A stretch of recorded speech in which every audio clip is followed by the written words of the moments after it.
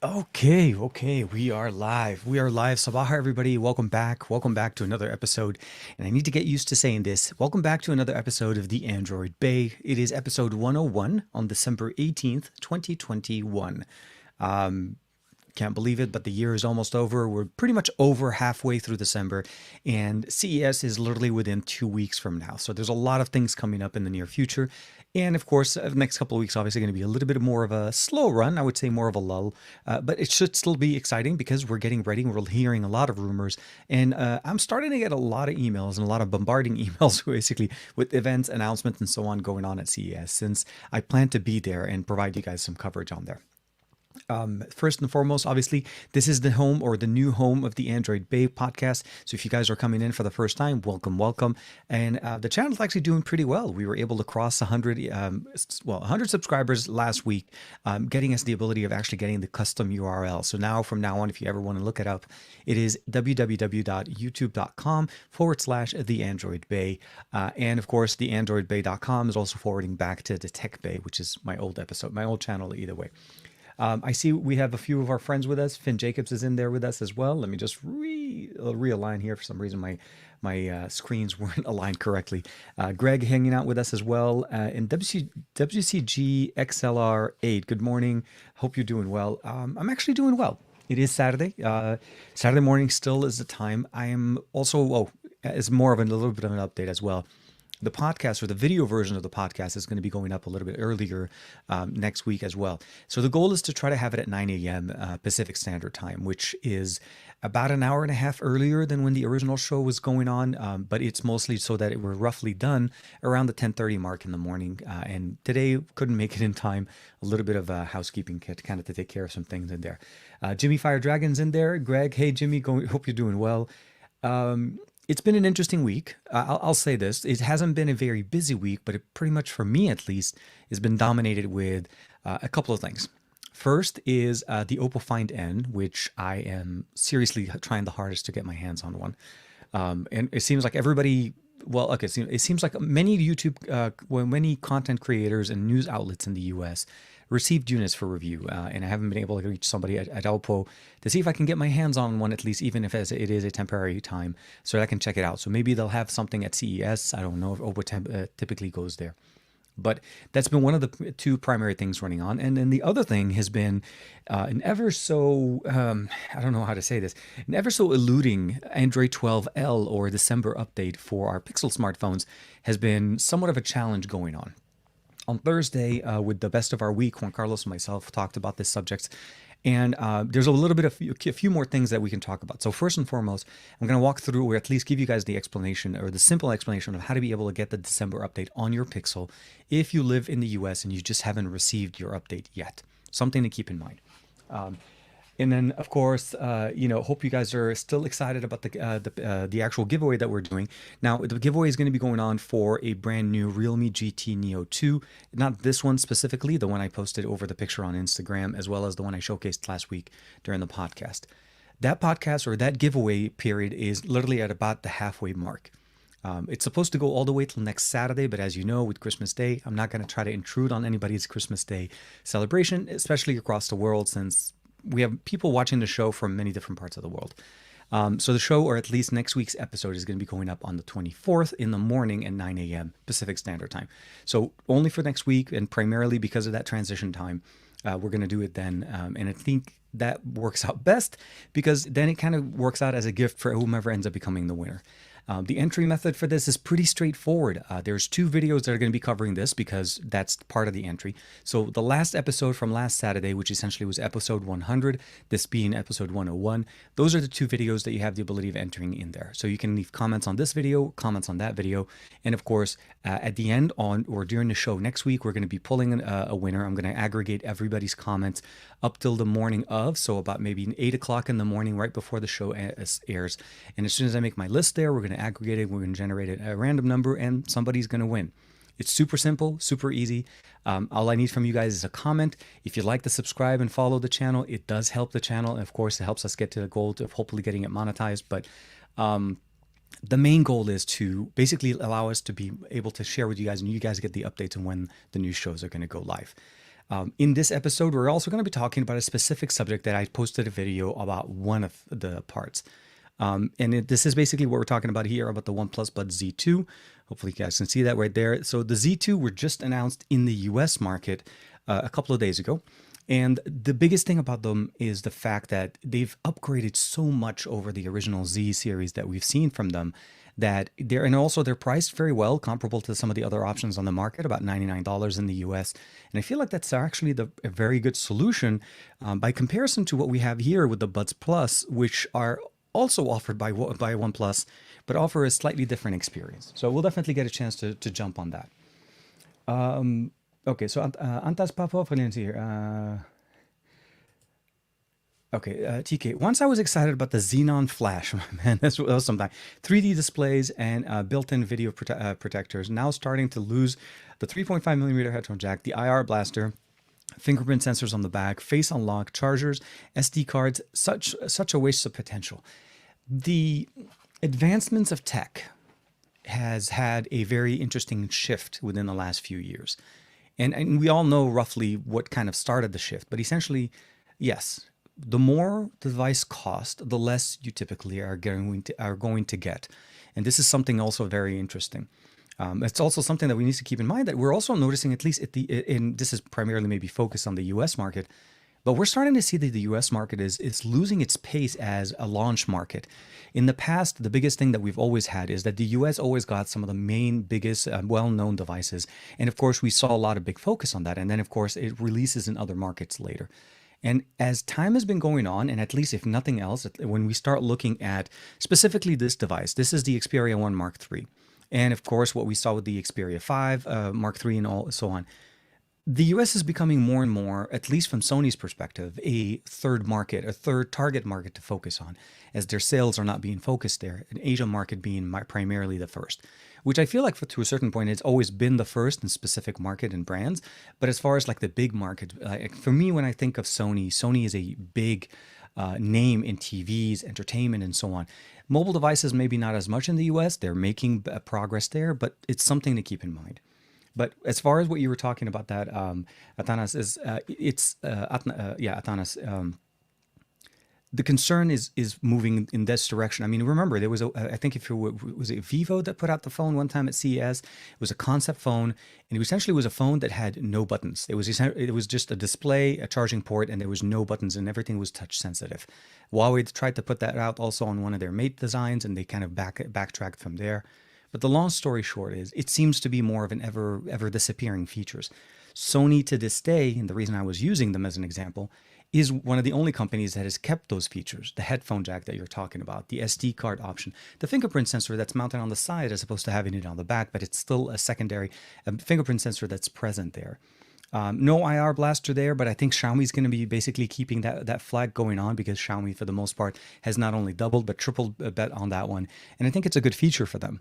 But it is something that we're losing, and it is something that we need to be concerned as time goes on. What do we do as far as wanting to be able to either bring these features back, or do we basically wait till another device or an OEM decides to follow or feed into that market? It's a little bit hard. Wireless solutions have been getting better over time. I mean, Qualcomm's Snapdragon Sound has been one of the biggest things that out of the Qualcomm Summit that I found very exciting, on top of the fact, obviously, the latest and greatest SoC, GPU, all that good stuff, is the sound implementation. Qualcomm has basically put a very big emphasis into Qualcomm's the Snapdragon Sound experience, providing us lossless audio at 44 kilohertz and 16-bit. That's a very nice, of course, with supported devices. Bluetooth LE for broadcast experience, having one device broadcast to multiple devices in a room and being able to share an experience together. That's also very nice. But also the ability of providing us better audio, like aptX audio, aptX lossless as well with the audio that we were talking about. So a big focus from Qualcomm this year on audio. And those are some of the things that we need to kind of keep in mind. It's basically a push. Everything and anything is basically releasing either a 3.5 millimeter headphone jack, so something that you could use like a Helm Bolt, something very easily plugged into a portable USB DAC, or wireless. And we'll have to see how new generation or new software kind of comes in there. Let me see here. I think I kind of missed a couple more comments in there. Foldables are still not my thing. Too many compromises. You got this. So when it comes to foldables, I think foldable smartphones are not at the point where they're normalized. Samsung has a key on it in the U.S. right now. The Z Flip 3, under $1,000 by a dollar or something. But with the trade-in, you're able to get it somewhere around close to $500 to $600. Is the main thing that's going to make foldables more prominent, more accessible, more available, and that's what's going to happen in 2022. It's not the 2021 year that's going to be the biggest thing. We have more competition now. We have Oppo, we have Xiaomi, we have OnePlus. No, sorry, did I say OnePlus? We'll get into that conversation. We have Oppo, Xiaomi, we have obviously Samsung. We also have Huawei jumping in on the clamshell design. So, and of course, Motorola. We can't forget Motorola in there. And then there's other brands as well that have been there. But the concern is they're all still considered to be top tier, top experiences, very expensive devices. So when does that happen? When does it become something that you consider and you're like, okay, you know what? I like this phone. I like the fact that it's a foldable. I like the fact that it's a Sony. It's a 4K display. Those are things that are going to need to come. Will Sony jump on that bandwagon? It's yet to be determined. But what I mean to say is TCL has teased us with something. We had LG, and that unfortunately no longer going to be seeing that. Oppo's not had a concept with the Oppo, I think it was I want to call it the Oppo X 2021, which was essentially just a demo that was going around with the Oppo PR agencies.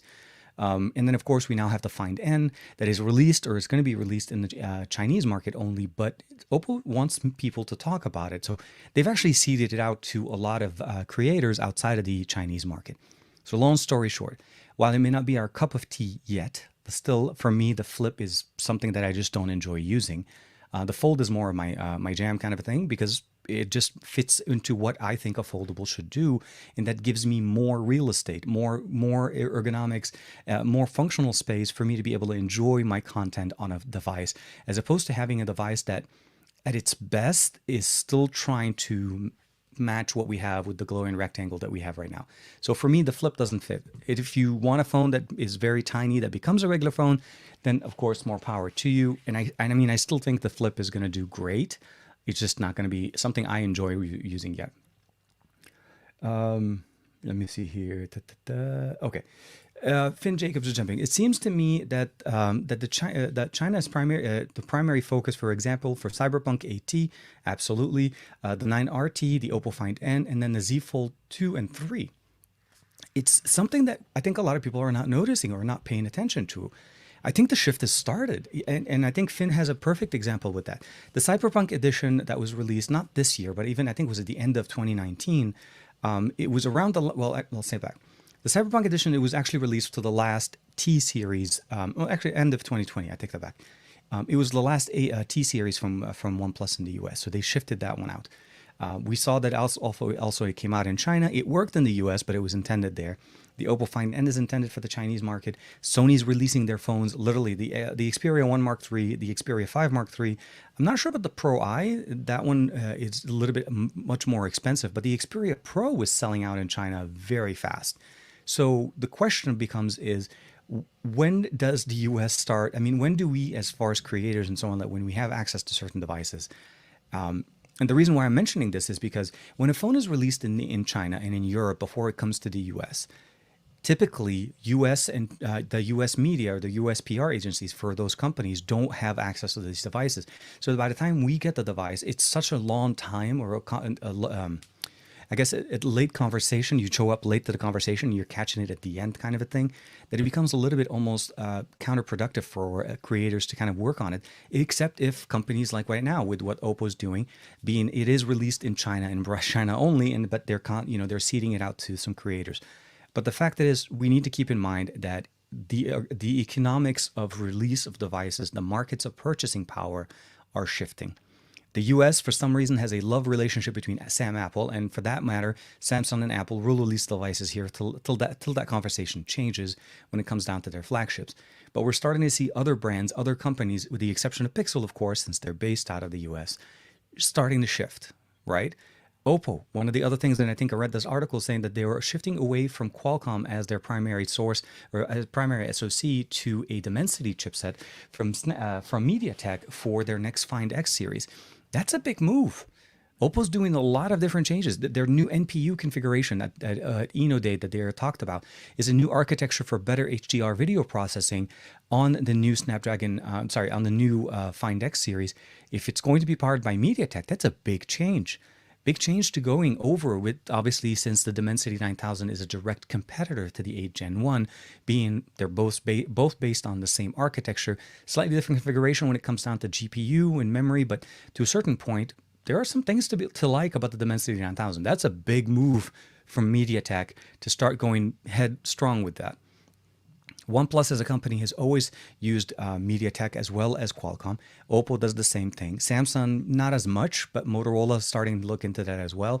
Some of the major manufacturers in the Asian market have used MediaTek for quite some time because of the cost savings.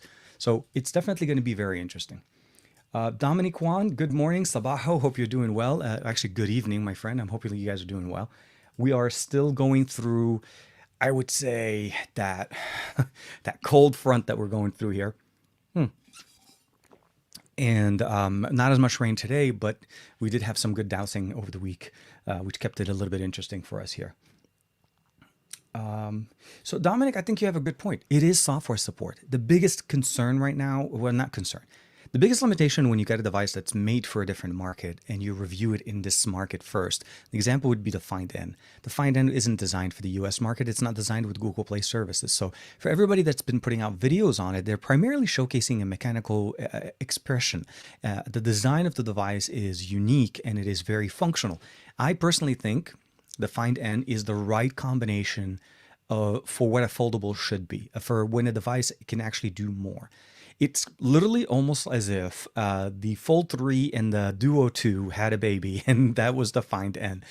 The reason I say this is the form factor is it's shorter, wider than the Fold 3, but it's also somewhat what the Duo 2 does, and give us that tablet experience when you open it up. You get that landscape tablet view of your system. Now, it still doesn't match the Duo with the dual functionality on that, but actually, I'll take that back. I need to get my hands on one to be able to experience it. But the short version of it is the experience that this is intended for is the Asian market. This is intended for China, which, by the way, it's more than likely, if you haven't heard yet, has been selling like hotcakes. They announced smart glasses, a la, snappable on the right side. It's obviously an interesting demo there, but the information that they released at Eno Day were very specific and very technology pushing forward. That MPU on the new Find X4 or Find X4 Pro is going to be something of a big game changer, especially for video.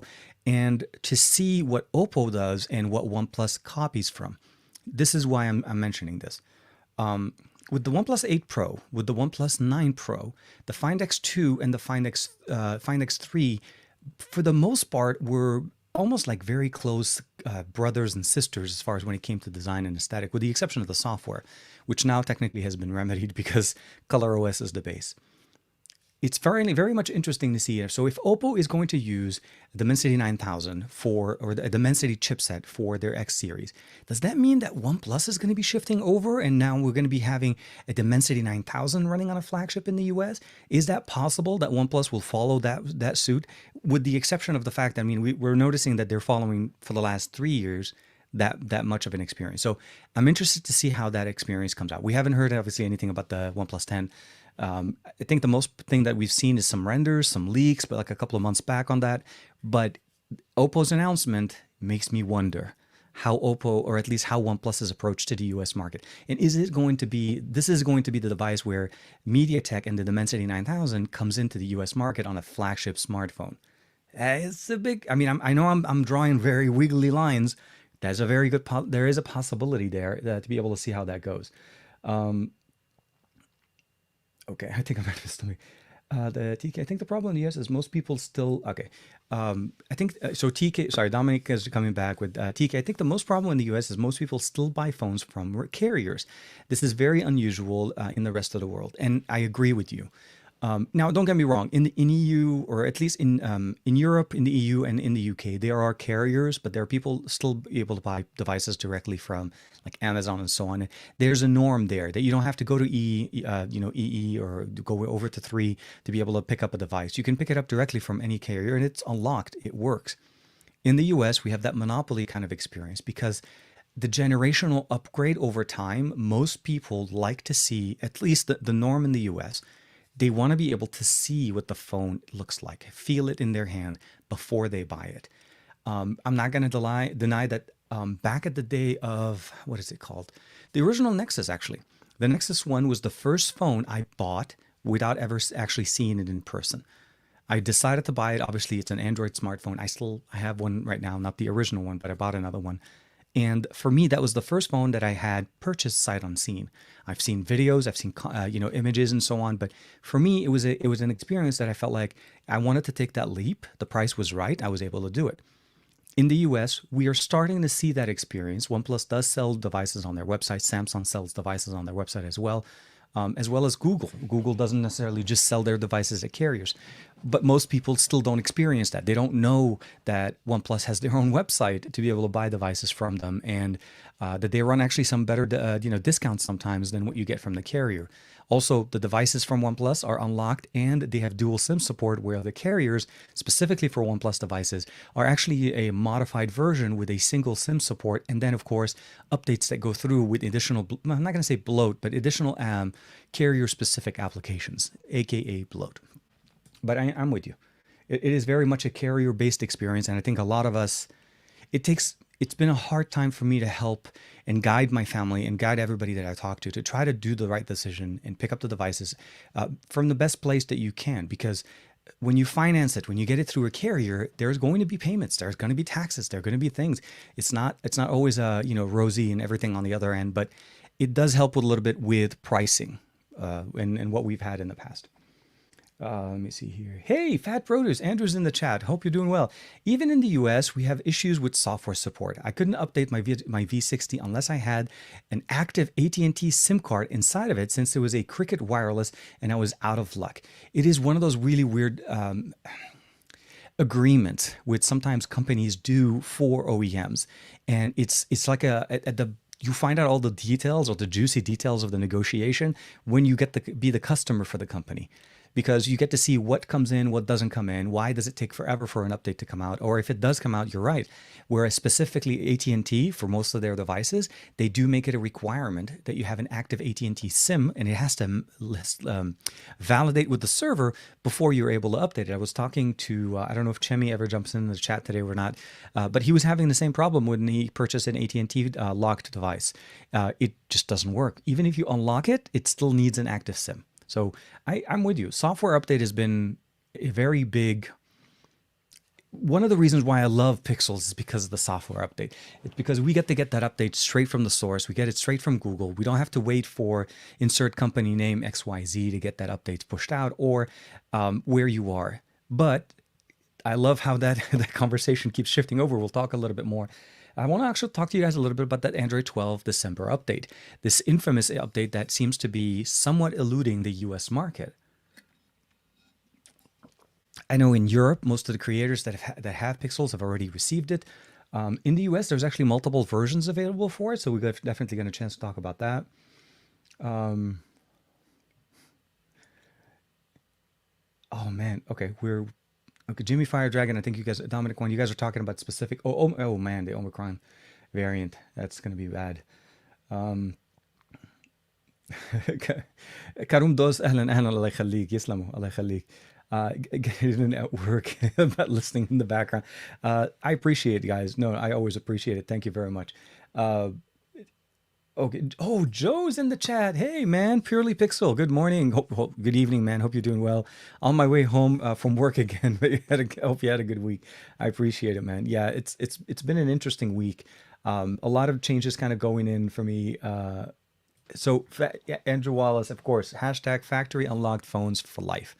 The updates when you get them from the OEM, that's the biggest benefit when you get an unlocked device. I know I realize that it's sometimes. I'll take that back. When a phone is sold by a company in a market in an unlocked form, it's pretty much exactly as the phone that you're going to be picking up from the carrier, like insert carrier name, with the exception of it actually have better support for band support. Maybe not ultra wideband, because Verizon seems to be very specific about that, and they have enough power to backtrack that into a general unlocked model. But I'm with you. Unlocked models usually are much better because you get the updates directly from the company.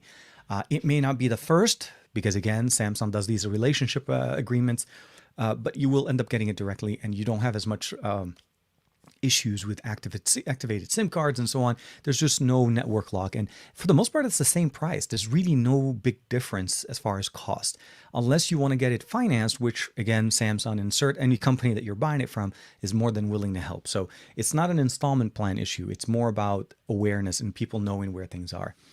Hey Dom, TK hasn't gotten around to it, but to be fair, I haven't been around. Oh, dude. Okay, so Joe, do me a favor when you're done later on today or whenever you have a chance, just come back to this podcast and drop me a comment. That's the only way for me to make you an active admin for the comments.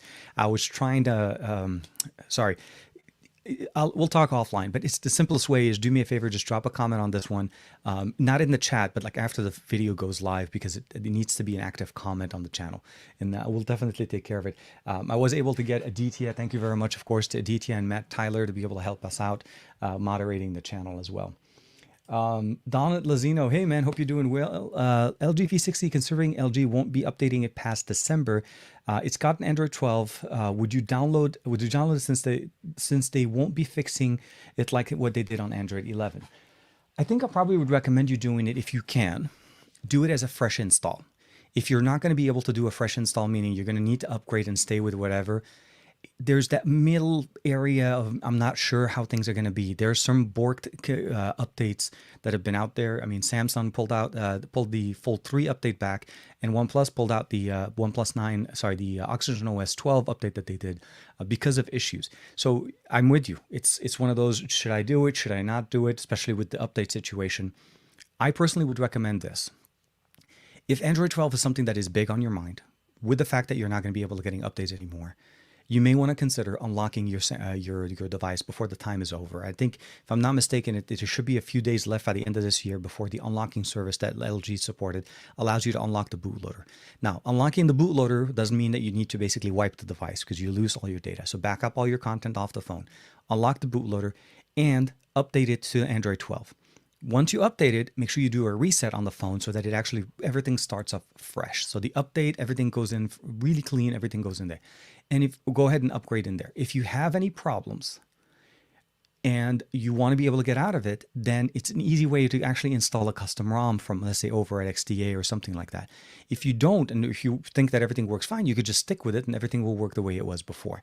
The bootloader only affects the ability of being able to unlock it later after this timeline is over with LG, because once that crosses the time, it's going to be a little bit harder.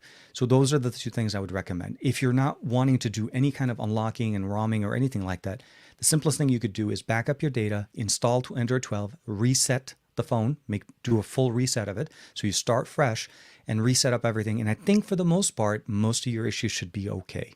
That meaning gone or very minimal, if anything, on the V60. It's a little bit of a juggle situation. XDA's main purpose is to extend device lifespan. Why I actually started joining them and working with them was because of these things. So keep that in mind. Keep that as something that you want to talk about, specifically with the V60, because I think it's a phone that will last at least another year or two, provided you're able to get some good support for it. So let me know what you think about that one, Donald. Let me see here. Chemi, hey. Chemi's in the chat. So we were talking about you a little bit earlier about you were trying to update your AT&T smartphone and you needed an active SIM card in there. Greg, always, hashtag straight from Google, as always. We want to keep it in there. Oh, I'm moving to a new place, so the street, so in the street right now. I wish you the best of time with the move, man. It's I know it's always crazy going on. Well, El Josa, hey man, hope you're doing well. Hope you're doing great. Chemi Torres, Sabaha, everybody. Dominic, anywhere. Finn, okay. Pixel devices should be made available in more countries. I tried introducing Google Pixel Buds 2 from Germany, but Google blocked my shipment every time, which is even illegal under the EU regulation. I don't understand why they would do that. I think you're right. They should be able to just let you buy it from one country to another, especially in the EU. Region lock so Google does have a region lock conversation going on a little bit stronger specifically with features. It's like it's not like you can't get the hardware. At some point you can, but not everything works the way it works in the market that it's supposed to be. And it is very much a Google focused experience because they don't support these pieces of hardware outside of the market that they sell them, and they don't want people to try to import them or export them. They want to be able to get into a market when they're ready, and they want to be able to support it in that market.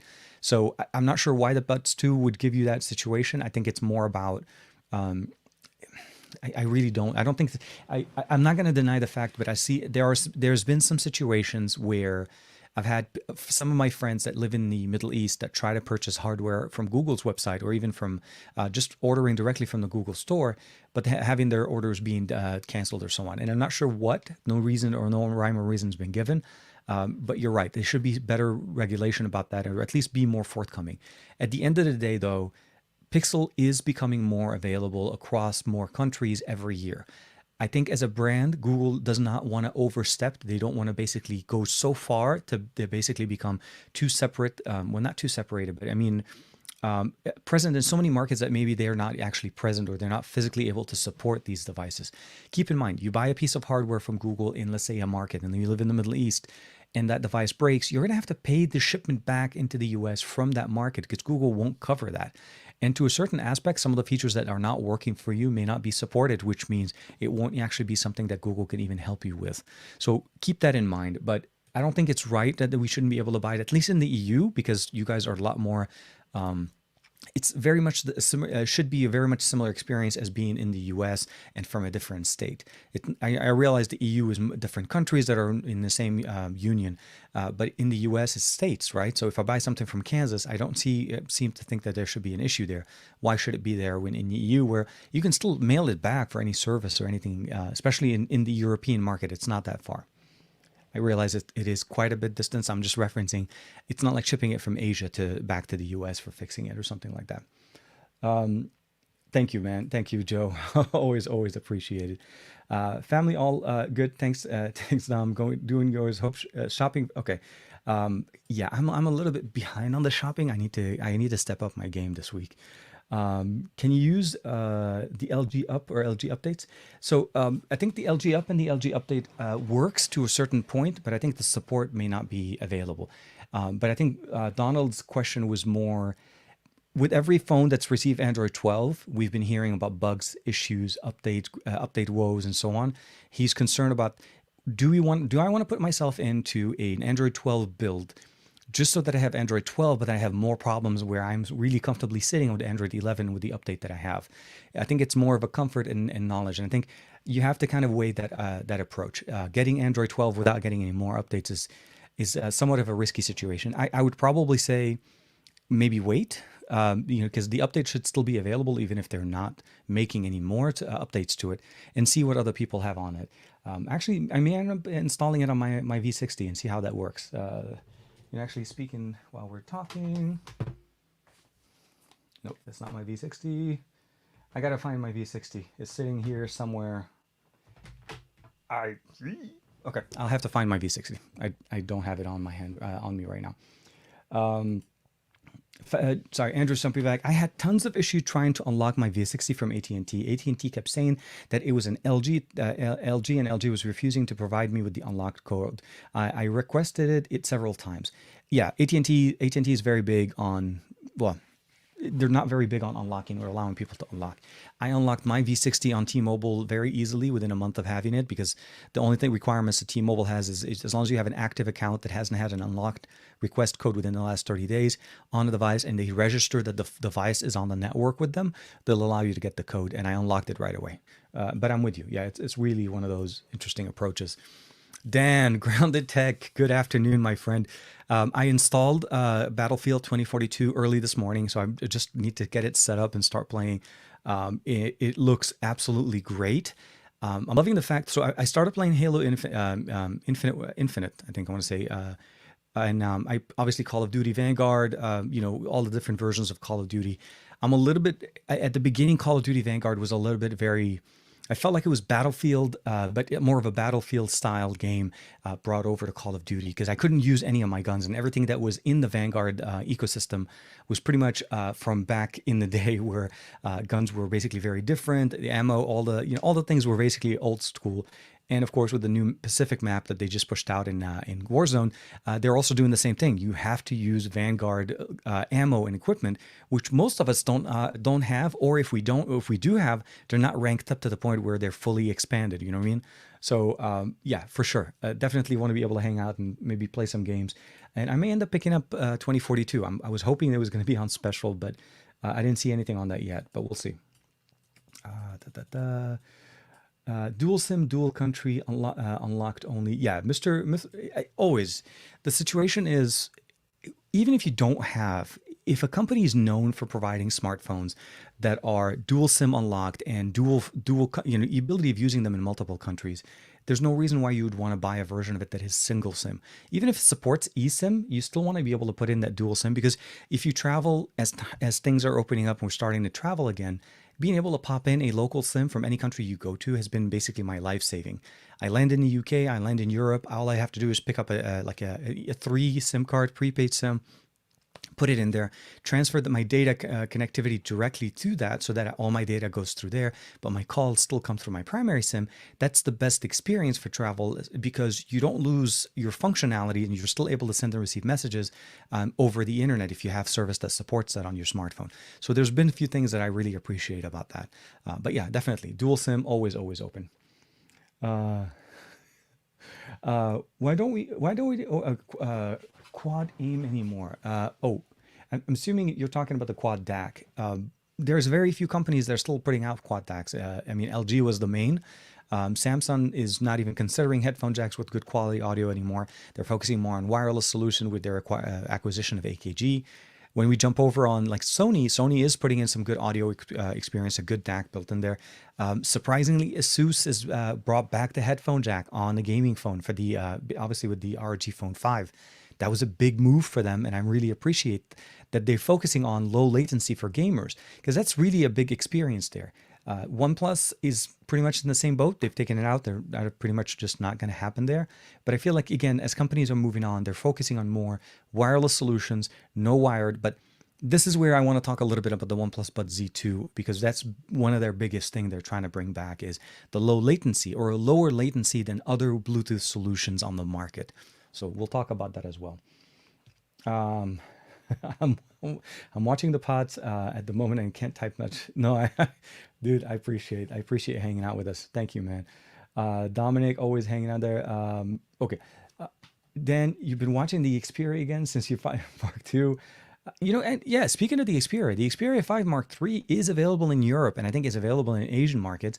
US still doesn't have anything, and we have 2 weeks left to December. So it's a little bit of I feel like we're missing out on this. Again, this is my conversation of I think the US market is slowly falling behind the Asian and the European market when it comes down to smartphones, where we've held that launch experience for quite some time, especially with companies wanting to focus on experience and profits, because that's really where it is. It's where whatever your sales are going the most, that's where most people go for it. So Android 12 on the OnePlus 8 shouldn't be an issue at all. I think OnePlus 8, OnePlus 9, and of course the next generation shouldn't be any problem. And I think you were installing Android 12, or I think you were installing custom ROMs on your OnePlus 8, and I think it should be perfectly fine as long as we have the right drivers support, and that everything, so basically when OnePlus officially releases Android 12 for the OnePlus 8, it should be available, because the 8 should receive at least 3 updates. So the 8 should be, so the 9 and the 8 are the last 2 years, so 2019 or 2020 and 2021. So those two will definitely get the OnePlus, the Android 12 update. It's the 7 that may end up being a little bit later on, because I think that'll be the last update for the 7. So we'll see. Hope you're gonna Let me see here. I'm seeing. Do you have any? Do you have to buy an eSIM? Sorry, I'm not sure how they work. So the eSIM is not something that you buy, but you activate. So whenever you have a device that supports an eSIM, Pixel devices are a perfect example. All you have to do is you contact your carrier and you tell them that I have a device with an eSIM, and they ask you for the IMEI for that device, and they register it on the network, and that activates the eSIM. So you don't have to actually have a memory SIM card inserted into that phone. The benefit of this, obviously, is the simplicity of this, right? You can activate the phone. You don't have to buy a SIM card. Sometimes that saves you some money. I think T-Mobile charges $25 for their SIM cards if you're not getting it with a phone. And it's easily activated.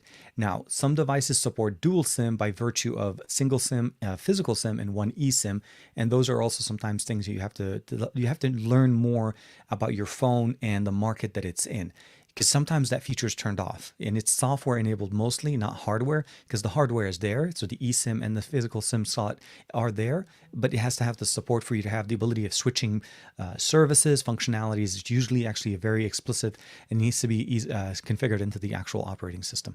So keep something in mind there. But yeah, it's simply just call and activate.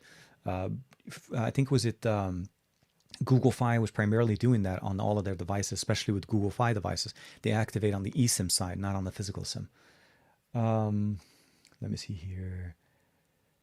Okay, here's a good question. So TK, what has been your favorite device for you to use personally in 2021?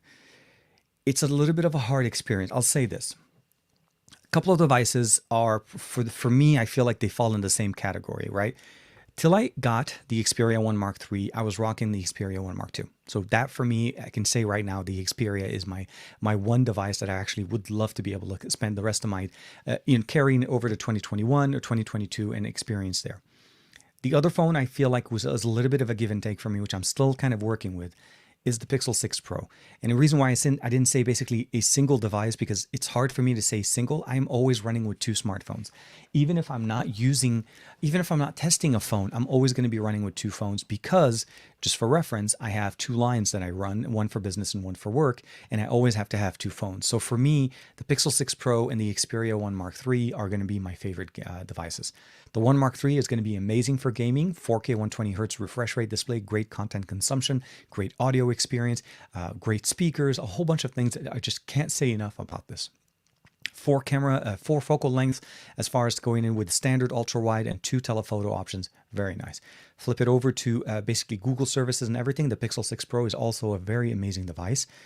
It doesn't have as much specific features as we got on the other one, but it's great from what Google's trying to do.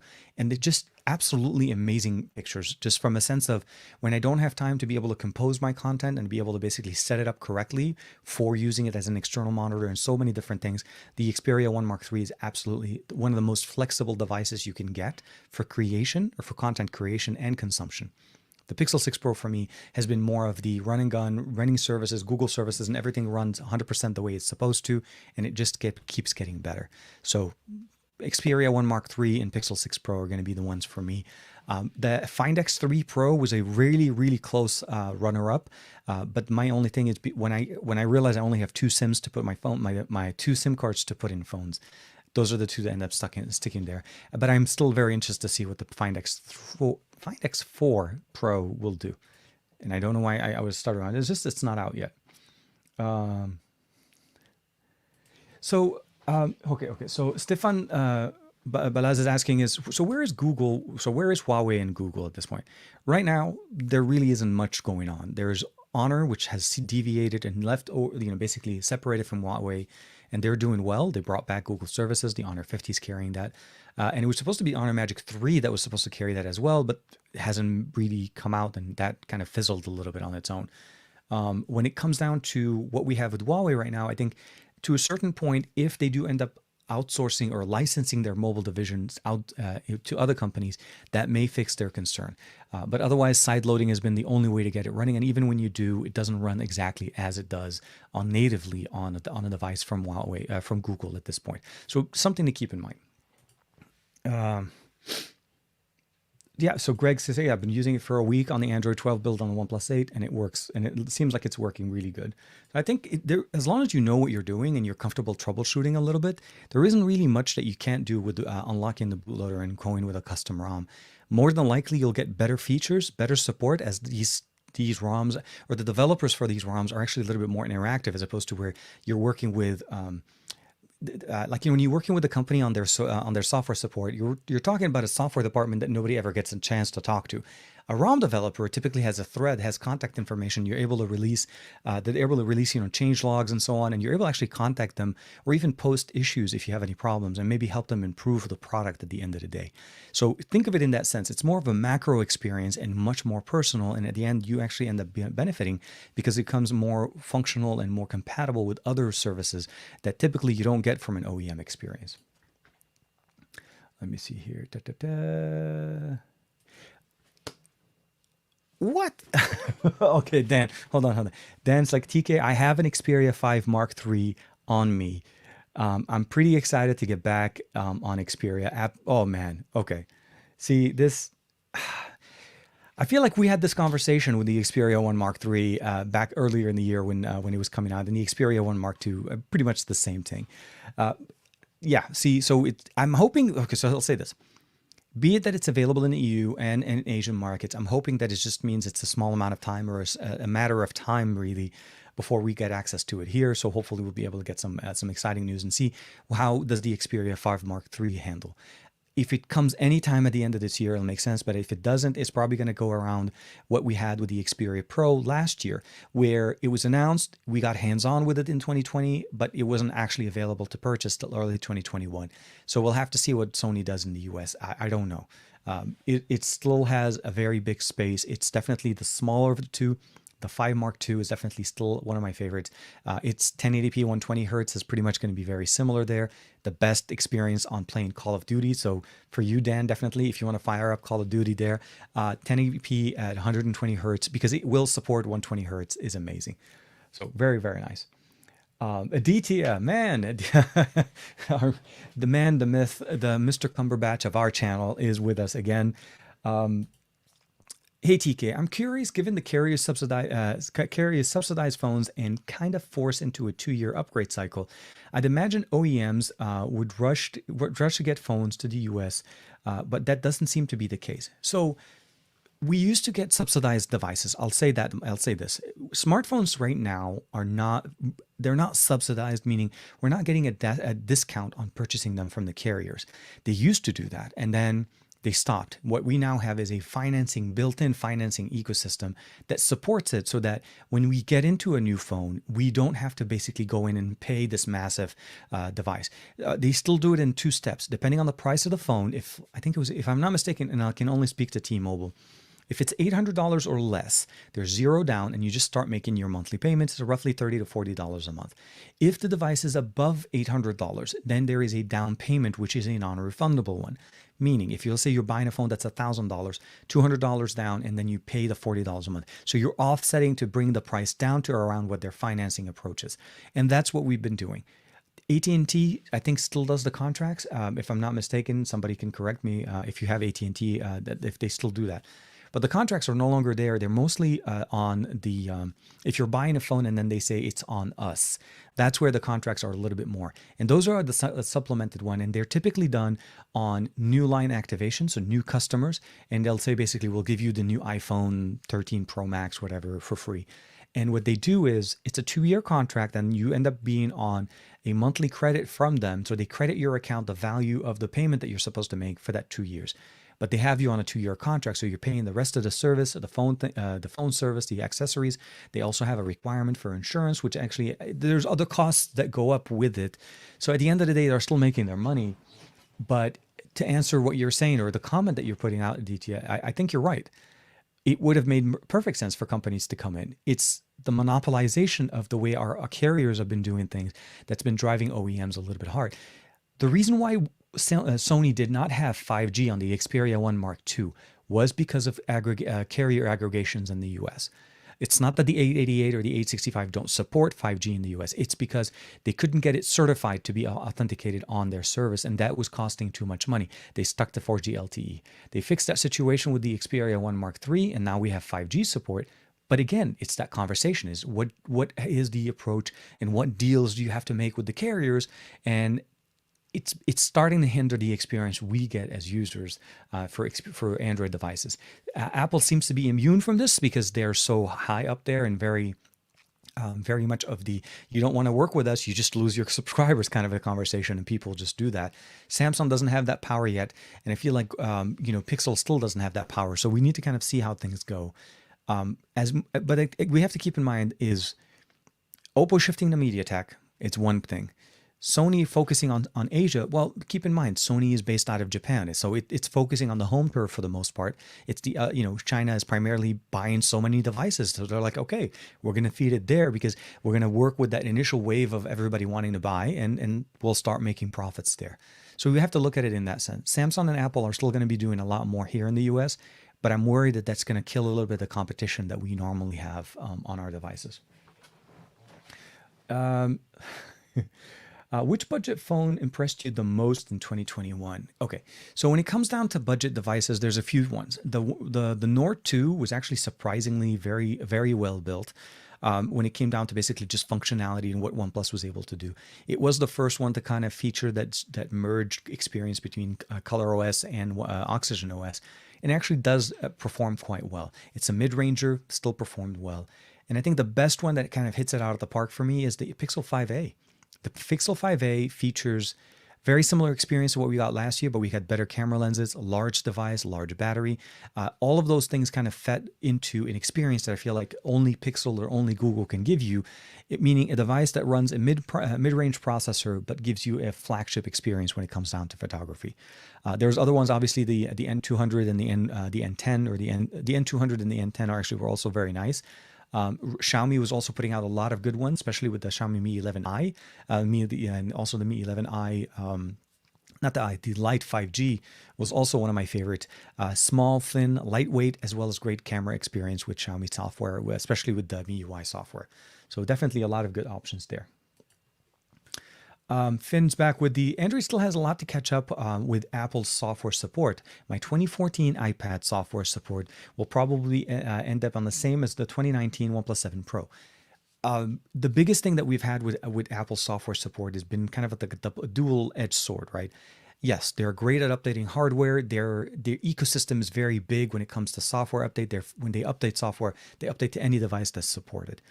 It doesn't mean they always come out with no issues and there's no growing pains, but at the end of the day, you do typically get much better.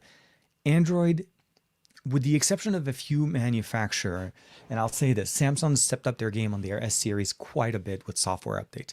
I mean, consistently getting updates from them on a monthly basis for their devices. Now, mind you, may not be the perfect thing, but Android has a long way to catch up, and I think it's mostly because some companies at a certain price point are not focusing on the software. They're pretty much focusing on how do we get as many units out of the door fast. And once they do that, then they go into that, every third month or so update cycle. They don't do the monthly process. I think it's not a bad decision. I think it's more about they need to be consistent. That they don't just, drop off and suddenly no more updates kind of get pushed out and people are left in the cold after investing their money on a device. Pixel, obviously, no question, we'll get it every month. That's going to be Google's approach, and that's because Google's hand is in this. But when you get into other companies, you're right, it becomes a little bit, we have the fragmentation of Android as an ecosystem. Every version, every device has its own version of Android, the skin on top of Android, and not everything is updated at the same level. And I wish they would be more consistent, because a realistic expectation of users coming back to you is really made or lost in the software. It's not made in the hardware. The OnePlus 9 Pro sitting in a case right now with the glass protector, I'm not looking and enjoying how this device looks like on the inside, the silver coloring. Absolutely fantastic. But what gets me here, it's the software. It's how do I use it on a daily basis? When do I get Android 12? When do I get my software updates? Android 12 right now is buggy on it. It's not running 100%. Battery is draining a little bit faster than it used to be with Android 11. That's expected. But what do we do? What do we have to do to kind of get this conversation going there? Okay. Let me see here.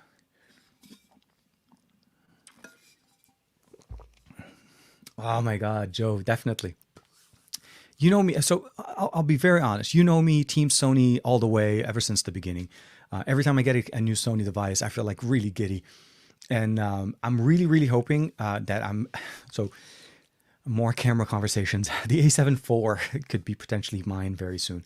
I'm also very much, I told you guys I was selling the A7S III to be able to upgrade to that, and it's coming out on the 23rd. So I'm hoping I'll be able to get some hands on with it a little bit and make a final decision. I was hoping to see some Christmas sales, but of course, till it's available, it's a little bit hard.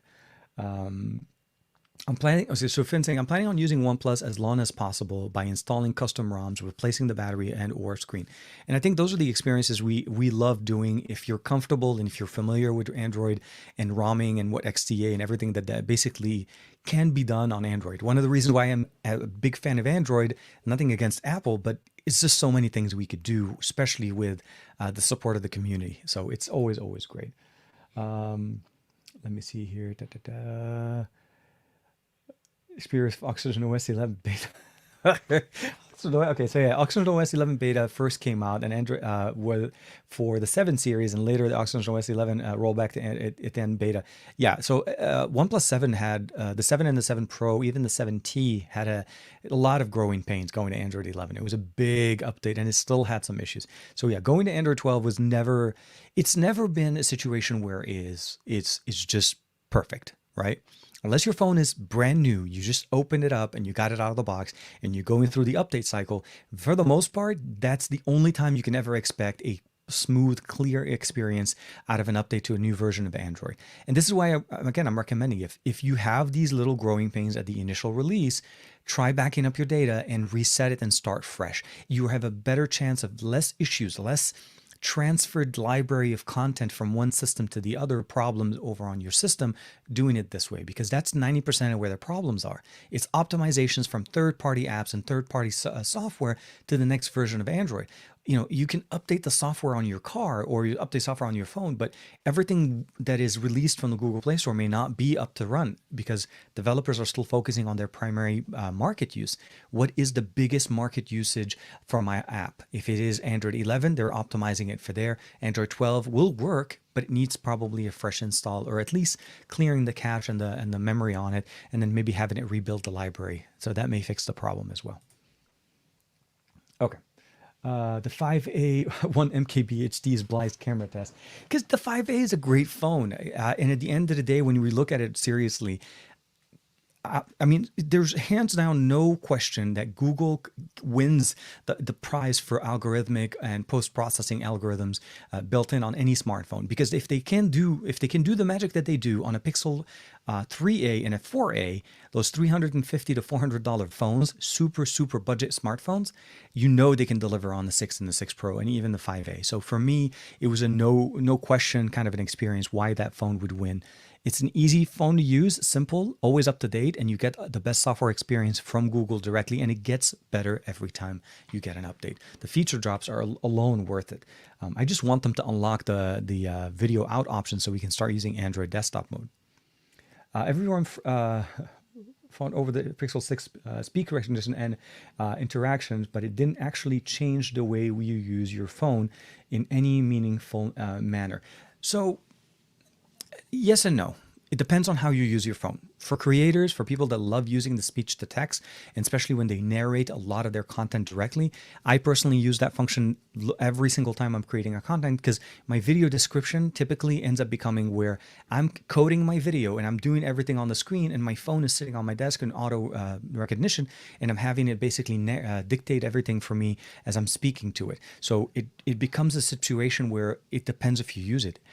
On a Pixel, ever since the Pixel 4, where the assistant launches natively on your smartphone, where it doesn't actually have to keep pinging the server, that was also another faster approach where things are much more responsive, much easier to run on-device processing. Everything is very different on a Pixel. The ranting and raving of people that you're talking about are obviously people that are using and maybe have lost this feature or maybe gained it by going over to a Pixel. It's very different, and voice, again, like I said, it depends on how you use your phone. If you don't worry about, if you don't do speech to text, if you don't like to do translations, or again, having the ability of responding to my followers in the Middle East and in the US from the same system without having to change language on my keyboard or my system is very beneficial for me, especially when I want to be able to dictate in Arabic. It's the actual recognition of the Arabic language for me has been improved going on the Pixel 6 and 6 Pro. Again, one of the reasons why it's Pixel 6 Pro and what we have here. And speaking of which, before we go too far, I just realized one thing. You guys probably have noticed that I have custom skins. Let me see, can we get them? Yeah, here we are. Custom skins on both the Pixel 6 Pro and the Xperia 1 Mark III. Both of these skins were provided to me from Extreme Skins. Thank you very much.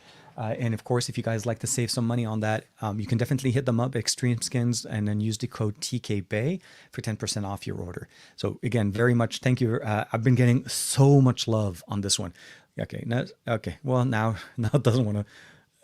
Sony, focus on yourself. Come on. Nope, not happening. Okay, here. One.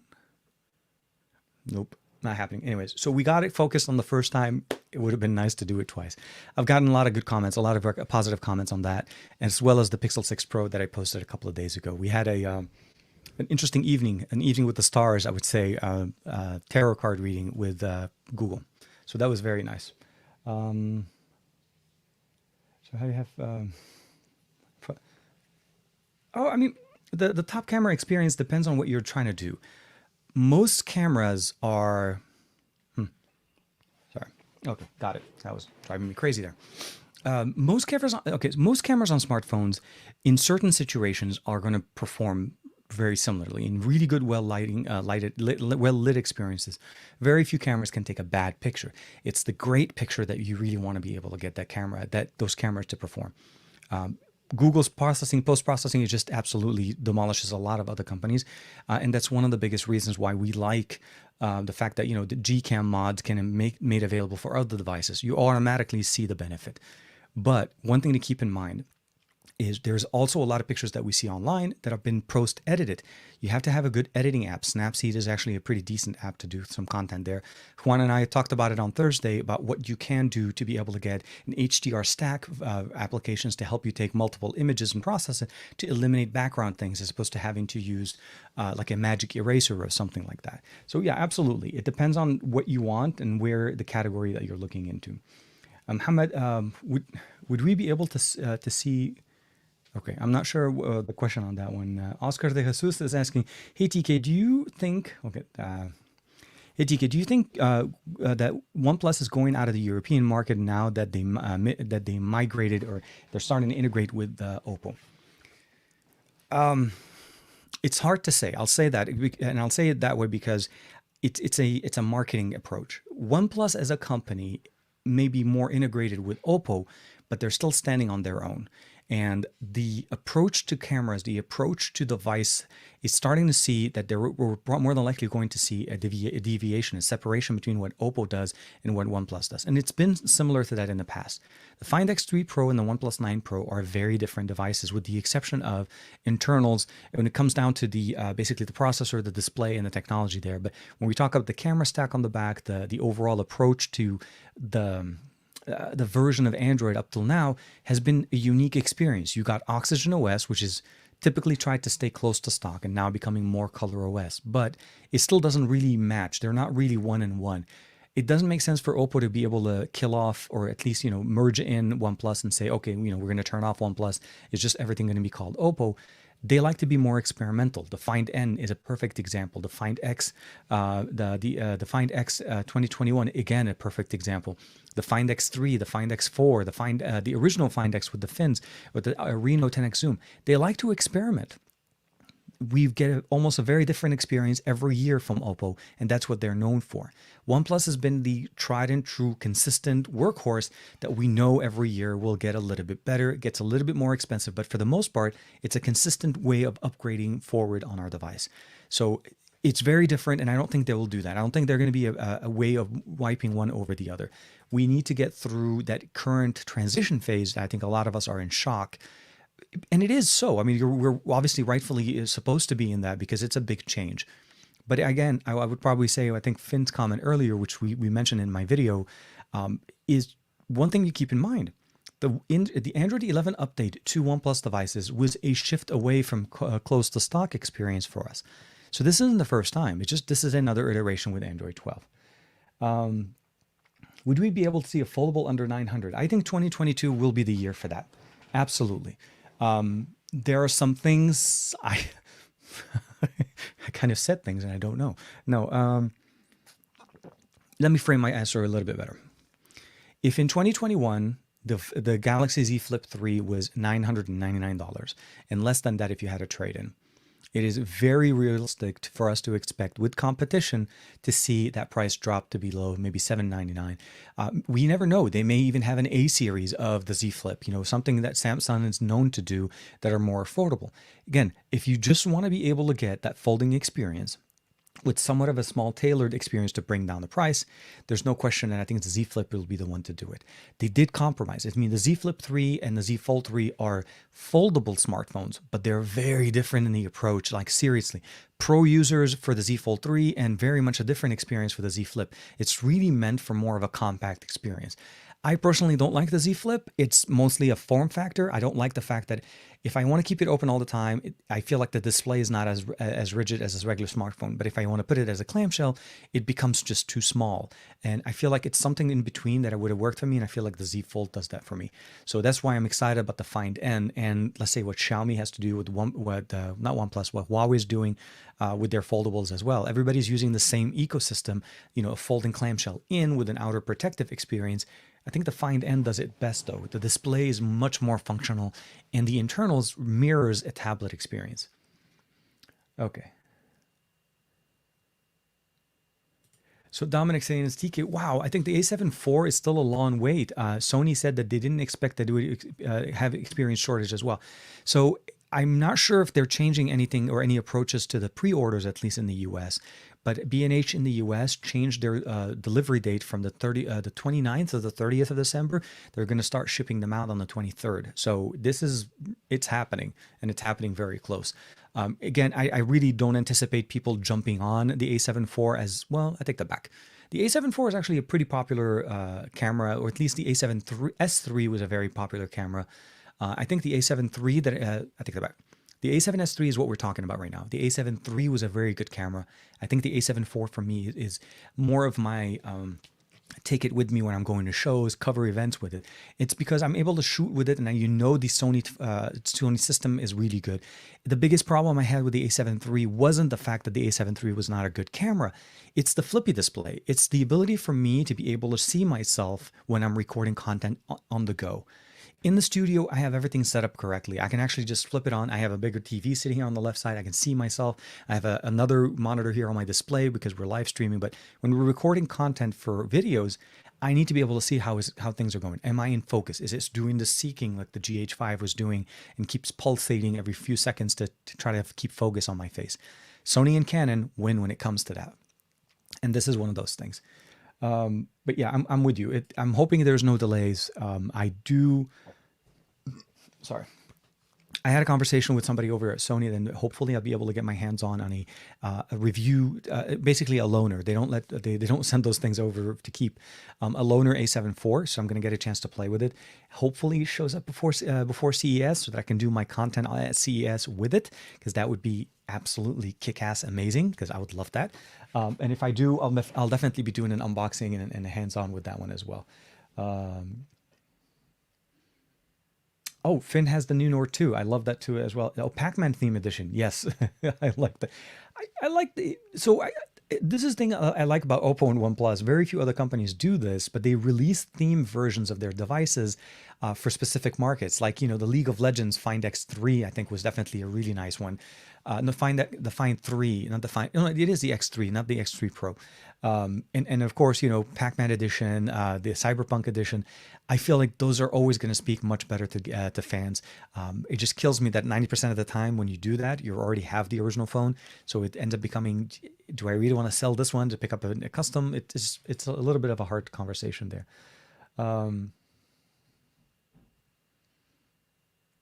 Oh, sorry. Absolutely, man. And don't worry. Thank you very much for hanging out with us, Joe. Hope you have a great rest of the afternoon, man. We'll talk a little bit more later. But yeah, definitely family comes first as always. Davin Davis, sabaho, ahlan wa sahlan. Good morning. Hope you're doing well. I know we're a little early.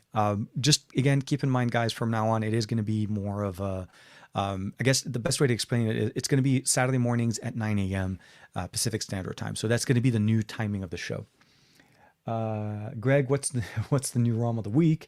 Absolutely great there. I hope you're doing well. Okay, let me see here. I think of it like cars.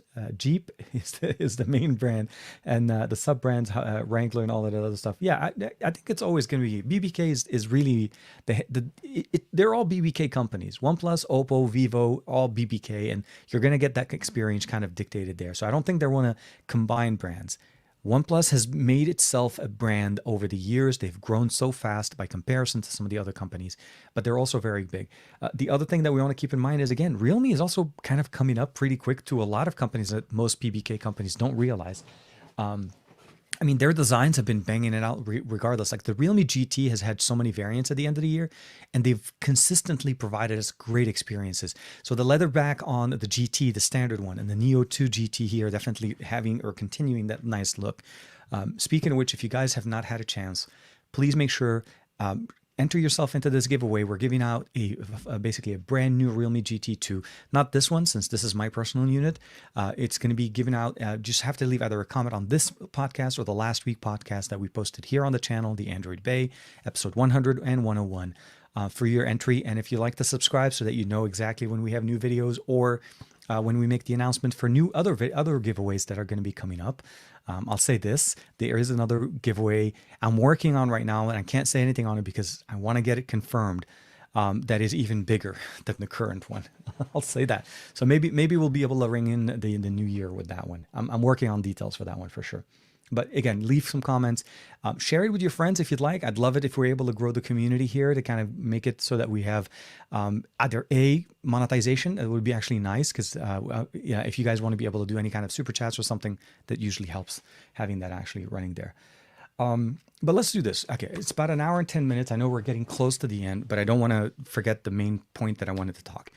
We're going to focus about 5 to 10 minutes right now talking specifically about these two pairs of buds. The OnePlus Z3 and Z Fold 3. So let's go ahead and do this. I'm going to move my keyboard. And we're moving that. I'm going to bring you guys closer. Whoop, ba-bum, right there. So OnePlus released two pair of buds in 2021. We have the OnePlus Buds Z2 here, the ones on the left. And we have the OnePlus Buds Pro on the right. Both are wireless solution to OnePlus solutions as far as audio experience, and they both work great with OnePlus devices. And the reason I say this is they both feature specific features on what works best on OnePlus.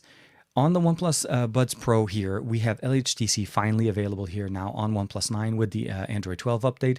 We also have long battery life, and we also, of course, have wireless charging, USB-C charging, a great case, minimalistic experience. But one of the biggest differences between the two is that this doesn't actually feature a touch-sensitive experience. This actually has a clicker. There's actually a little bit of a, I don't know, like it's hard to show, but essentially is you pinch the earbud here to be able to click the next functionality that you're trying to do. Also, as I mentioned, wireless charging on the back runs for about a 150 to 160 depending on the market that you're in. The Buds Z2 are slightly different. This is a touch interface to be able to control them. They both also work here. And the reason why they're functional here, they support low latency up to 94 milliseconds when it comes down to audio playback, or not playback, gaming on a OnePlus 9 Pro. Now, I have both the videos for these headsets, independent videos, linked for you guys in the description below here on the YouTube side. But the short answer when we're looking at smartphones and we're looking at audio experience from OnePlus, which one is the right solution for you? I'll say this. If your solution, or if you're looking for great audio and basically great microphones, you prefer the experience of basically being able to click the handpiece as opposed to the touch on a pair of buds, with LHDC support on your smartphones, I think the OnePlus Buds Pro are going to be definitely better. The audio representation, the audio playback is going to be way better here, as opposed to where we're looking here for more of a gaming experience and still pretty decent audio experience. I feel like the audio on the Buds Z2 are more bass heavy. They're definitely tuned to be a little bit more bass heavy for rock, dance, and that type of experience. And again, if you activate game mode on a OnePlus device, you're able to configure them to play really good with low latency for mobile gaming on your smartphone. So for great audio, long battery life, wireless charging, and click control, that's going to be the Buds Pro.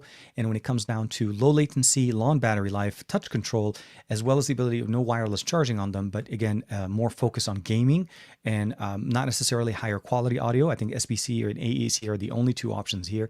I think the Buds Z2 are definitely going to be a great buy and an easy connection to any device, be it a OnePlus device or even iOS and Android. The main feature that we have here is LHDC and the low latency are OnePlus only devices. So, so kind of like a long story or a long way of kind of bringing this back. If you're looking for great audio, go with the Buds Pro. That's just an easy way to go there. Now, if you're looking for good audio and gaming functionalities with low latency, the Buds Z2 I think are actually going to be a better experience. Both work better with the gaming mode turned on OnePlus devices, but again, it's more of the what is focused. Bluetooth 5.2 supports much better frequencies, and you're able to actually get better, lower latency. It's still not as low as what Qualcomm's going to be able to do with their Snapdragon sound functionalities going on with special headsets. But I think this is what we're going to be going towards when it comes to wireless solutions over wired. So definitely check out the videos in the description, and hopefully this kind of answers the question of which one is the better solution for you. They're both great. They both will fit in your pocket. They both really work very nicely. And for me, honestly, I was very happy that OnePlus was able to send me another pair of these, because I lost my pair. I lost my bud, one of the earbuds that I had on my device a while back, and my pairs ended up becoming basically a mono earpiece. Which, by the way, both of them can work mono. You can just have one ear in, and they both have great microphones. So triple microphone configurations, great audio playback. So again, love to hear your opinions on the videos that we posted recently there. Oh, and then just to kind of get there, let me see here. Let's get a few more comments. Do you game on your phone? Okay, so I think this was a question for Greg. Dominic 1. Okay. TK, perhaps you might want to sign up for the Sony Image Pro support. You get Sony camera loaners from them for free. Well, most of my loaners are free. It's just that the period of time that I have access to them, it's typically 10 days. And it's very, very short period of time. If you think about it, like... to live, especially with a camera, okay? Because cameras are not something you use every single day. You have to be in the right experience of where you're going. For me, my goal was originally trying to get it to go with me when I was going to Maui, not Maui, to the Big Island for Qualcomm, because I felt like that's going to be very picturesque, very content heavy, and I'm able to basically just use it and live with it for a good solid week with them. CES is not for another couple of weeks, starting the beginning of January, so I need... I guess the long story short, I will definitely check out the Sony Pro support section and see how we can work it there. I'm hoping to be able to basically, if it comes in, if I'm able to get my loaner around CES and use it for CES, that would be the best situation. So I hope that works out. Has colored oxygen. Davin, you're killing me with that one. OnePlus has colored the Oxygen OS. Yes, definitely. I actually, though, that's why I named the video that I put out for them, because what's it got? OnePlus 9 Pro with Oxygen OS based on ColorOS 12, not based on Android. Although in reality, it's Oxygen OS 12 based on ColorOS 12, which is based on Android 12, which again kind of goes into the conversation. Oh, Rias is actually saying is I'm finally getting my OnePlus 8T. I always drop my phones though. Yeah, so you need to kind of take care of your phones. But honestly, the best thing I would say is for any OnePlus or any phone that you pick up, get at least a pair of glass protectors for your phone.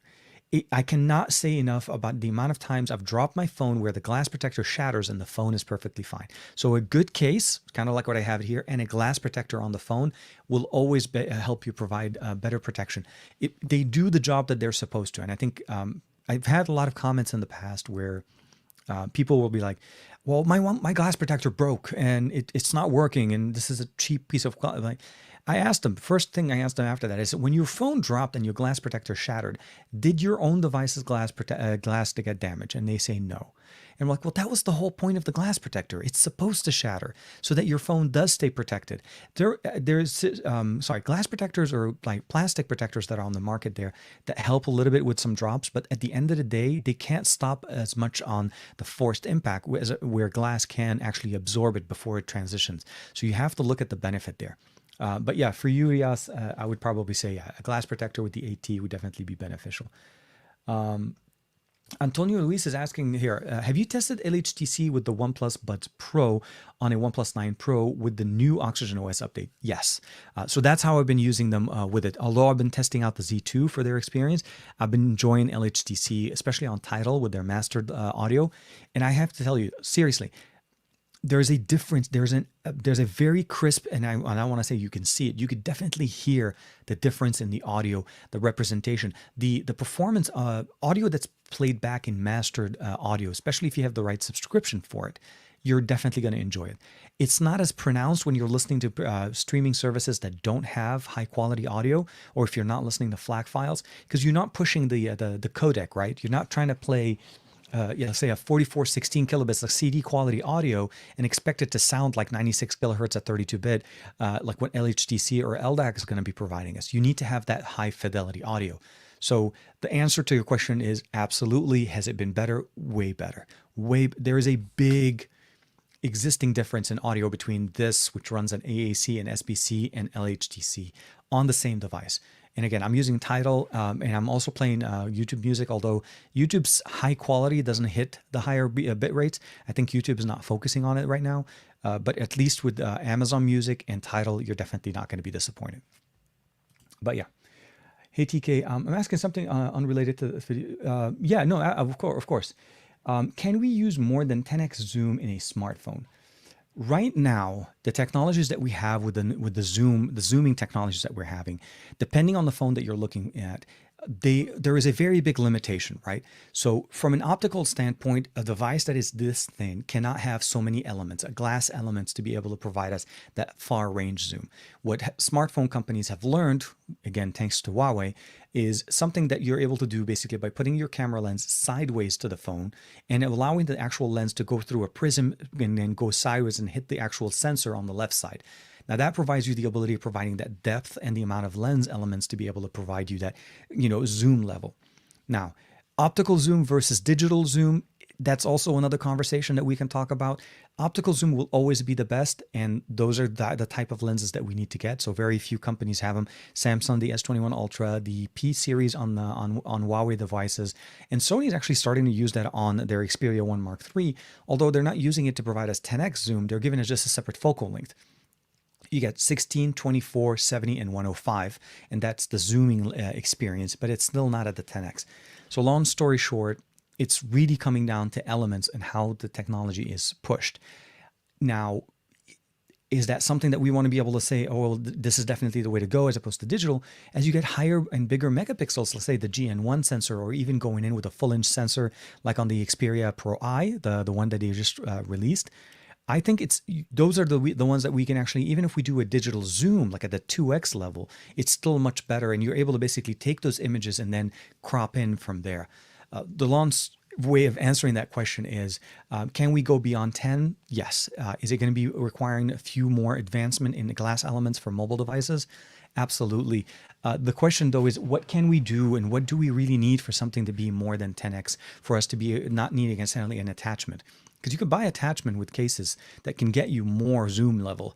It's more about realistically out of the pocket. How much thicker do we want the phone to be? Okay.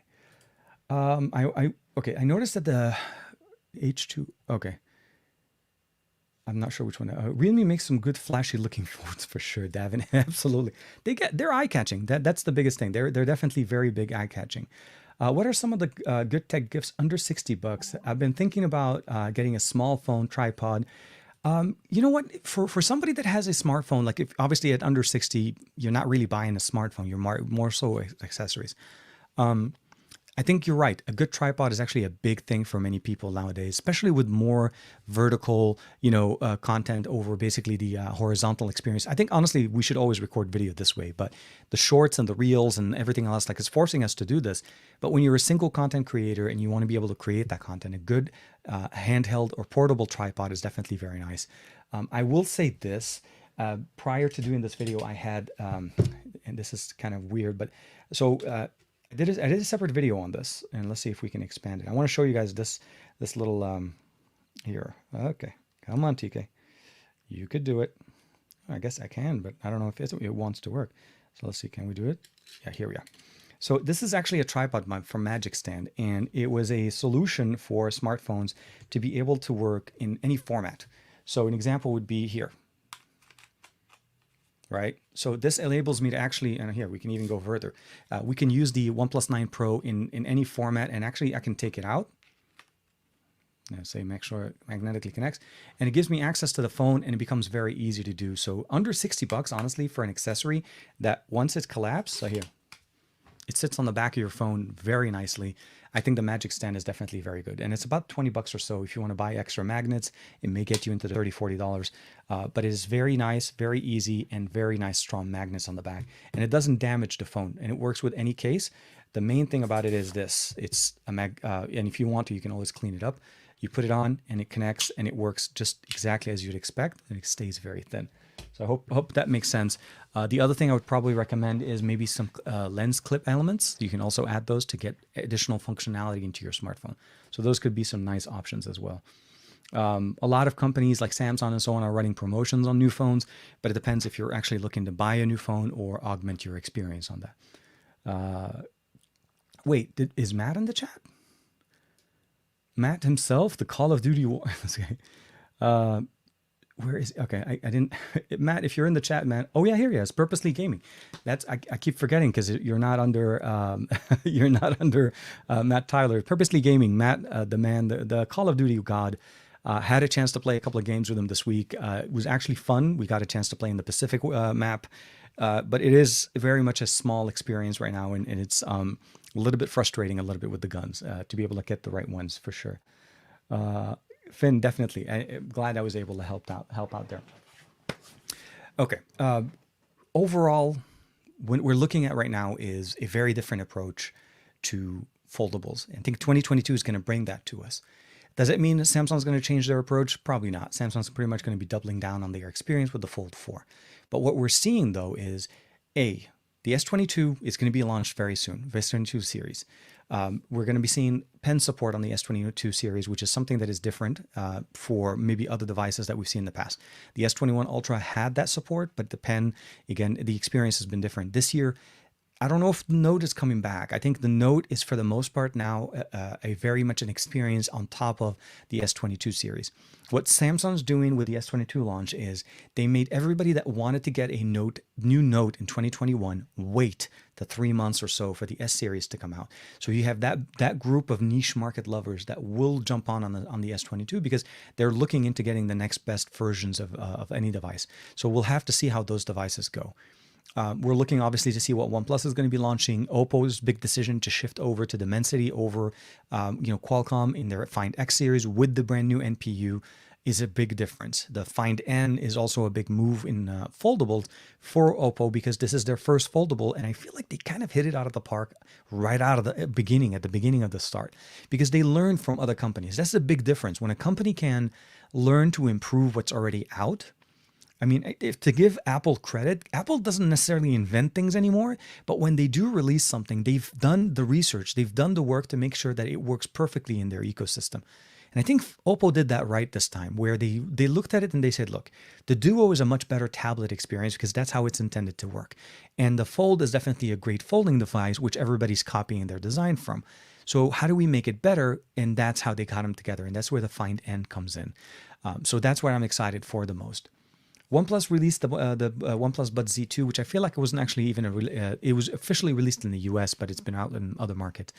I think it's a great upgrade, a very good solution to what we've seen in the past. And I think it's great for gaming. Again, great for gaming, great for audio. Both work great on OnePlus devices. And they work great with other devices as well. It won't get the highest LHDC, I think, on everything. I want to say Xiaomi devices do have that. But definitely not on Samsung. I can say that much. Samsung, for me this year, the S21 Ultra has been a disappointment when it comes to audio. I feel like audio codec and audio representation, like even my Liberty 3 Pros don't get LDAC on Samsung. I'm like, wow. Any other device, OnePlus, anything else, I can get LDAC very easily. But just Samsung, for some reason, on the S21, no bueno. Not happening. Do you think the 8T with the regular 41 plus, but the 40 watt is okay? Absolutely. You have Fanatic mode, which I think is the biggest one. The OnePlus Buds Z are still on sale, so there's not going to be an issue with there when it comes to audio. But the updates that we have in here. Oh, on top of the fact, I forgot to mention the IP rating. We have water and dust resistance on them. you're getting some extra benefits there. The audio is better than the original Zs when it comes just to normal playback. The controls are better. The IP rating is better. You have the ability of having both SBC and AAC and the low latency turned on with Fanatic mode. I think the reason why I'm calling it Fanatic mode is the 8 probably doesn't have that update where it changed to game mode. Thank you, Greg. I keep forgetting. It's been a very exciting show. Let's just say that much. You guys definitely. I'm hoping you guys can get the level of excitement we're getting in here. Matt's. If only there was still someone who offered a good headphone jack. Hold on, let me wipe this out. Sony would definitely be a weird conversation. So yeah, Dominic, it's been a weird situation. I don't know why, and I've even jumped into the setting. The LDAC codec shows up in the setting. So here's the thing: if you go into developer options on any smartphone that you have, Android obviously, and you want to know exactly what your headset that you're using what's the best codec that it could use, what's the best bit rate and audio representation that you can get. Go into developer settings. If you don't know how to do that, just find the build number, search for build in your settings, double click or tap 7 times on that build, and if you have a pin code or something on your phone, put that in. It unlocks the developer options. In developer options, almost at the end, there's an audio codec for Bluetooth area. You can actually go in there and see what codec it's using. Like for me here on OnePlus 9, LHDC, ABC, AAC, and SBC. Here we get pretty much just ABC and SBC. The Liberty 3 Pros have LDAC support. On Samsung devices, I'm able to see the LDAC codec. I select the LDAC codec and I get out of it and where it's supposed to stay there, it's kind of like forcing it into that. And then it jumps within a couple of seconds. You notice it jumps back to SBC, and then the audio never goes higher than 44 at 16 kilohertz, 16-bit, which is 44 kilohertz and 16-bit, which I feel, I mean, it's not bad. But when I'm buying a pair of headset and I'm paying over $1,000 on a smartphone from Samsung, does that make sense? No, I don't know. But I'm sure if it was a AKG tuned pair of buds, it would play very, very nice. Damn those ABCs. Oh my God. It is. I mean, keep in mind, there's so much acronyms, names, things, all of those things kind of come together. TK sounds like you used to work for T-Mobile to me and to Tony Luis. Actually, I've never worked at T-Mobile, but I've been with T-Mobile as a carrier for almost 20 years now, which it is basically one of the longest relationships I've ever had, which kind of when it gets there. TK Bay, very likely there's a bug in Samsung that they need to fix it. So I thought so too, Dominic, except for we've had since when the Liberty 3 Pros came out, which is literally about maybe a month or 2 months ago, we were still on Android 11. I've gone to Android 12, 2 updates to Android 12, and the last update to Android 11, and it still does not fix that problem. I've actually kind of, for the most part, given up on that. I focus mostly, if I want to listen to good audio, on here. Wired experience is the best, and of course, audio experience runs very good on the Pixel 6 Pro. Seriously, codec support on this has been one of the best options. But anyways, it's that time of the show. If you guys are not familiar with this, or if you're new to the channel, it is time for the TKception. It is a part of the show that started a little over a year ago, where we're able to do a little bit of a special look here on the channel. So for everybody in the chat, if you don't mind, we'd love it if you guys can drop us the hashtag TKBay. You'll start seeing some people turning in there, and then we'll go ahead and start recognizing some of our not only main contributors, but also some of our fans and friends that are hanging out with us on their Saturday, of course. Matt jumping in. So Samsung has no LDAC support, no charger in the box, some plastic back, no headphone jack, slow charging compared to what exactly people are expecting for $1,000 plus. Yes, and that is the premium Samsung conversation, and that's how we have it. It has been one of those weird. It's been really like 2021 for me has been the year of compromises when it comes to Samsung. And I feel like seriously, the S20 Ultra would have still been one of my favorite devices. Faster charging, the cameras did get better with the updates that they were pushing out. And I felt like I still had more storage on that one without having to pay more money. Where on the S21 Ultra, I was forced because I don't have a way of putting in an SD card. The S20 Ultra still had that. So for sure, definitely very, very much. So let's go ahead and bring this over here. Share screen. Okay, so we're going to hit that one there. And 1, 2. Oh, timed it perfectly. So this is that part of the show where we do the TKception part of the Android Bay channel. I need to get used to saying that a little bit more. And you can definitely see here. So Chemi Tora is one of our biggest fans. Definitely been with us since for the longest time. He and I got a chance to play a little bit of hangout back in IFA a few years back at an honor event. So hopefully that kind of picks up again at some point and we're able to see each other again. TK Amigo, gracias amigo, TKception, TKR Bay, TK Tesla Bay. For sure. And I am actually due for, I should be doing an end of year review for the Tesla. How has my experience been owning a Model 3 for the last, I would say maybe 10 months at this point. Greg, always, thank you very much for hanging out with us. Greg always being one of our best guys as well. Mark, Habibna.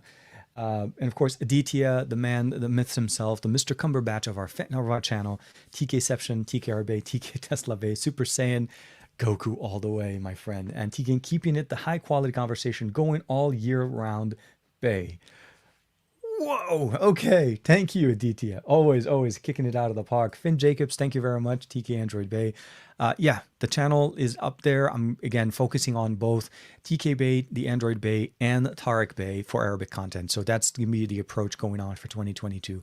A little bit of more restructuring that's probably going to happen in January, maybe right after CES. But definitely the big focus between these are the primary channels. Matt, the Call of Duty god himself, TKception, TK Bay, TK is the man, the legend, the Don. Oh my God, Don, awesome guy. No Aditya, so long. You guys are just messing with me. Davin Davis, thank you very much. Always TK Roots Tesla. We are still working on that one. TK Sage Bay. Oh my God, you saw that one. Yeah, so, that smell on Thursday just could not get out of the office. Just really crazy. Jimmy Fire Dragon, thank you. TKception, TKCES 2022. I will be live. I will be covering everything and anything that is going to be coming out. I'm also working on seeing hopefully if I'm able to get myself into MWC next year. If the show does go on, I'd love to be able to kind of do it. With everything going on and going solo and no longer being part of the XTA channel, as you know, I'm no longer producing content there. This has been a big difference, a big change for me. And again, a lot of things going on and hopefully onwards and upwards, of course, with your help as always. So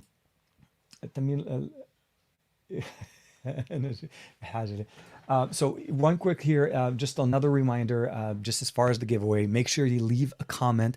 حطوا comment تحت بالفيديو هون حتى تقدر تسجل حالك على المسابقة وعمل تسجيل كمان للقناة إذا بدك تعرف يمتى بنعلن عنه.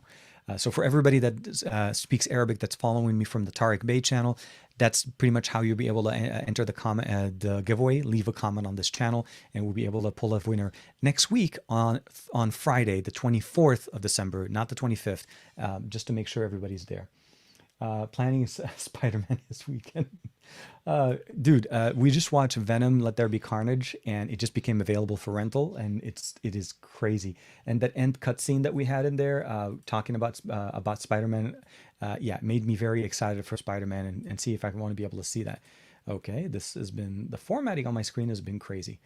So with that being said, thank you very much for hanging out with us. We're going to see how Monday goes a little bit for everybody that's here and obviously follows Juan Carlos on the Some Gadget Guy or Juan Bagnell on YouTube. He said he won't be having power on Monday for his normal show, so it may end up becoming more of a mobile show.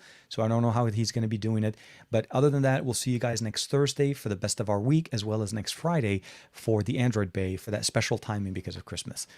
Be safe, take care of yourself, connect with everybody and your family. Make sure you connect with somebody that you know. Make sure that you're taking care of yourself mentally and, of course, as always, physically. I'll see you guys next week. Take care. Bye-bye for now. And thank you for everybody.